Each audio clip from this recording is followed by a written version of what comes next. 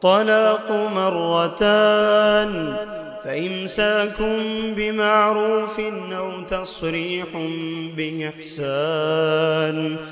ولا يحل لكم أن تأخذوا مما آتيتموهن شيئا إلا أن يخافا ألا يقيما حدود الله، فإن خفتم ألا يقيما حدود الله فلا جناح عليهما فيما افتدت به، تلك حدود الله فلا تعتدوها، ومن يتعد حدود الله فأولئك هم الظالمون.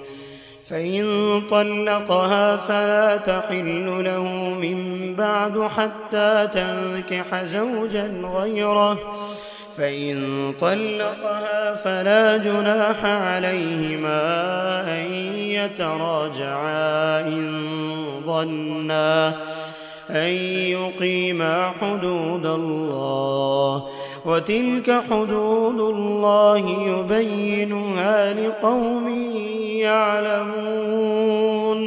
وإذا طلقتم النساء فبلغن أجلهن فأمسكوهن بمعروف أو سرحوهن بمعروف، ولا تمسكوهن ضرارا لتعتدوا، ومن يفعل ذلك فقد ظلم نفسه. ولا تتخذوا آيات الله هزوا واذكروا نعمة الله عليكم وما أنزل عليكم من الكتاب والحكمة يعظكم به، واتقوا الله واعلموا أن الله بكل شيء عليم. وإذا طلقتم النساء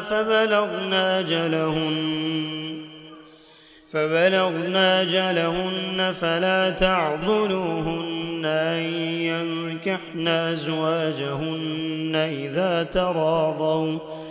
إذا تراضوا بينهم بالمعروف، ذلك يوعظ به من كان منكم يؤمن بالله واليوم الآخر، ذلكم أزكى لكم وأطهر، والله يعلم وأنتم لا تعلمون. والوالدات يرضعن أولادهن حولين كاملين